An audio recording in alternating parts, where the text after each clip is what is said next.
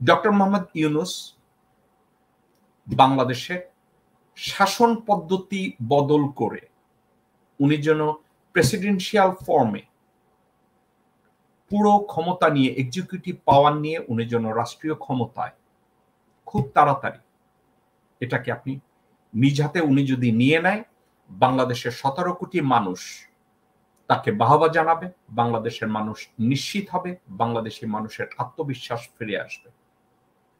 এবং আমি এই শো এর মাধ্যমে শ্রদ্ধেয় ডক্টর ইউনূসের দৃষ্টি আকর্ষণ করে আমি একটা কথা বলি। এই কথাটা শ্রদ্ধেয় ডক্টর ইউনূস, আমি জানি আমার এই কথাগুলো আপনি পর্যন্ত পৌঁছে এবং খুব ভালোভাবে পৌঁছে, আমি খুব ভালো করে জানি। একটা কথা আপনার কাছে আমি বলতে চাই, এই মুহূর্তে আপনার অ্যাডমিনিস্ট্রেশনের 75% লোকজন ভারত নিয়োজিত এবং হাসিনা নিয়ন্ত্রিত। বিচারপতিদের মধ্যে তাদেরকে রেখে, সেনাবাহিনীদের মধ্যে ভারতীয় নিযুক্তদের রেখে, নৌবাহিনী বিমান বাহিনীতে ভারতীয় নিযুক্তদেরকে রেখে, ইভেন আপনার চারপাশে ভারতীয় নিযুক্তদেরকে রেখে, ফরমার বা বর্তমান বা পিছনের এদেরকে রেখে আপনি দেশের সংস্করণ করতে পারবেন না, তারা আপনাকে করতে দেবে না। আপনাকে ঠান্ডা মাথায় ডক্টর ইউনূস একটা কথা বলি, ব্রাজিলের প্রেসিডেন্ট যখন প্রেসিডেন্ট লুলা যখন প্রেসিডেন্ট হয়েছেন, আমি ওনার পুরো নামটা ভুলে গেছি, উনি একটা কাজ, অ্যালবার্টো সান্টোস ডি লুলা আমার মনে আসছে, উনি সাকিব অত্যন্ত যোগ্য একজন মানুষ, উনি ক্ষমতায় আসলেন, কিন্তু ক্ষমতায় আসার পরে একটা জিনিস হয়েছে, সিআইএ ওনার পিছনে এমন ভাবে লাগলো, ওনার জনপ্রিয়তাটাকে ধস নামানোর জন্য যত করাপ্ট লোকজনগুলো ছিল তাদেরকে পুশ করে ওনার দলের ভিতরে ঢুকাই দিল। তারা আকাম কুকাম করা শুরু করলো। পরবর্তীতে এই লুলাকে, আপনি কি জানেন, আপনি শুনলে অবাক হবেন, সব দোষের দায়ভার নিয়ে ওনাকে গ্রেফতার করা হয়েছে পরবর্তীতে। ডক্টর মোহাম্মদ ইউনূস, ভারতীয়দেরকে আপনি বিশ্বাস করবেন না, করার কোনো কারণ নাই।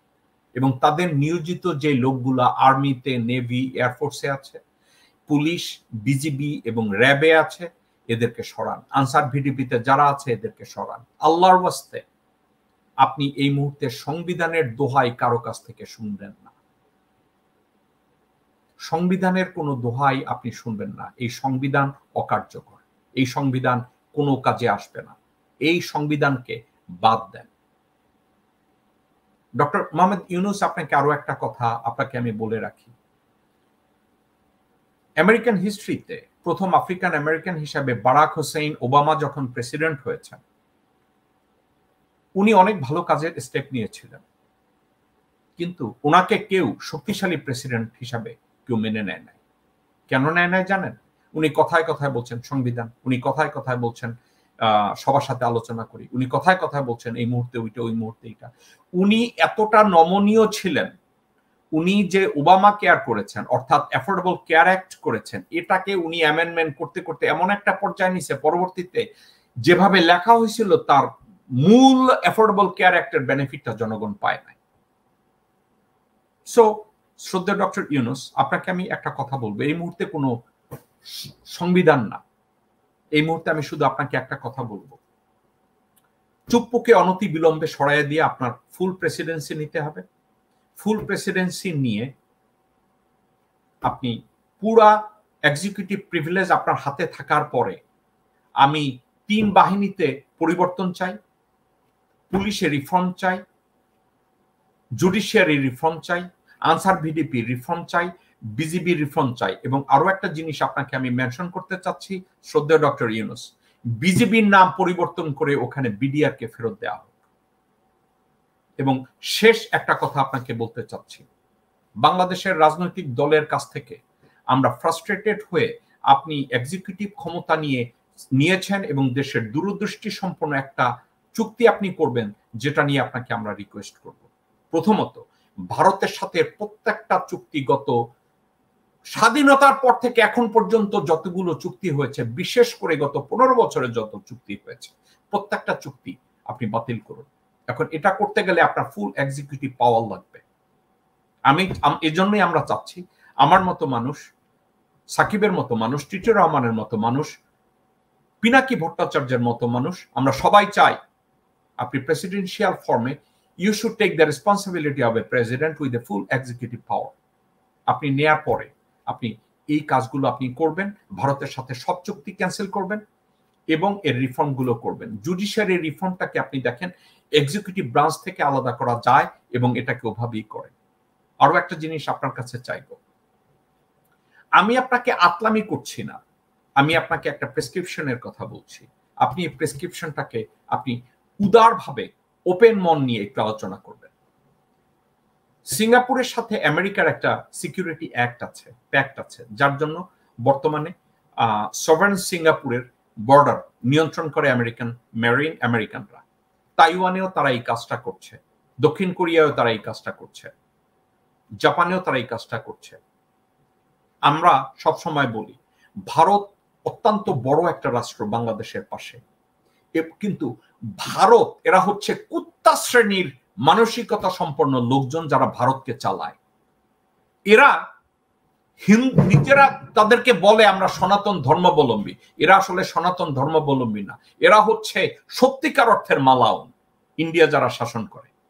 তো তাইলে তাদের পাশে আমাদেরকে এক্সিস্ট করতে গেলে আমাদেরকে ব্রেইন দিয়ে আমাদেরকে টিকে থাকতে হবে।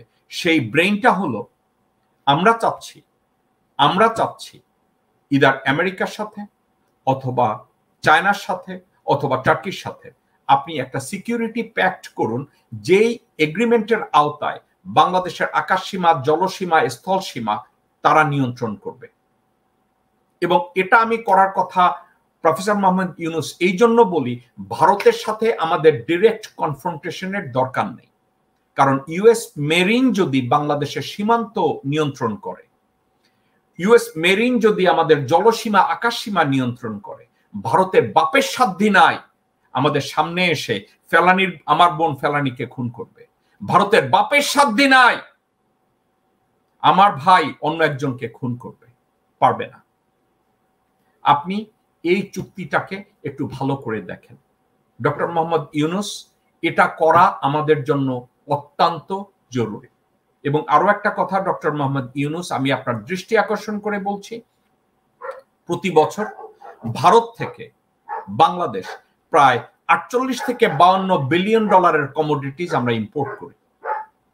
আমরা যদি চায়নার সাথে নিরাপত্তা চুক্তি করি, আমরা যদি আমেরিকার সাথে নিরাপত্তা চুক্তি করি, আমরা যদি টার্কির সাথে নিরাপত্তা চুক্তি করি, ওই লিস্ট ওই কান্ট্রির হাতে ধরে দেন, তাদেরকে বলেন যে আমরা এই 48 থেকে 52 মিলিয়ন ডলারের কমোডিটি ইন্ডিয়া থেকে আনি, তো যেহেতু তোমাদের সাথে আমরা নিরাপত্তা চুক্তি সাইন করছি, তোমরা এটা কত প্রাইসে দিতে পারবা। ডক্টর মোহাম্মদ ইউনূস, আপনি খুব ভালো করে জানেন we are going to save at least $10 billion. এটা নিয়ে অনেক আলাপ আলোচনা আমি পিছনে করেছি এবং এই আলাপ আলোচনাগুলো আমি ভবিষ্যতেও করব। কিন্তু ডক্টর মোহাম্মদ ইউনূস, এই মুহূর্তে যেটা ইমিডিয়েটলি দরকার সেটা হচ্ছে বাংলাদেশের উপরে আপনার পূর্ণ নিয়ন্ত্রণ, এবং পূর্ণ নিয়ন্ত্রণের একটা মাত্র রাস্তা, সেই রাস্তাটা হচ্ছে সাংবিধানিকভাবে খেতা পড়েন সংবিধান, এই সংবিধান পরিবর্তন করতে হবে।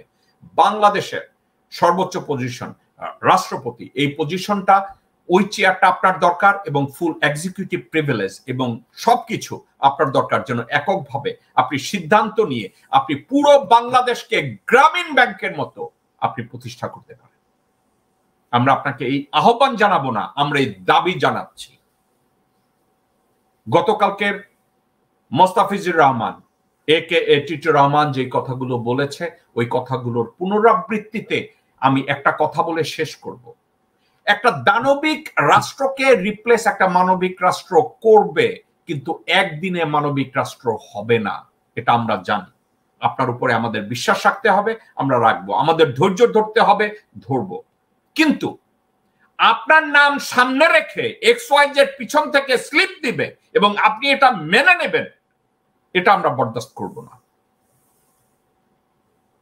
আপনাকে আমরা যে কথাটা বলছি নিট অ্যান্ড ক্লিয়ার,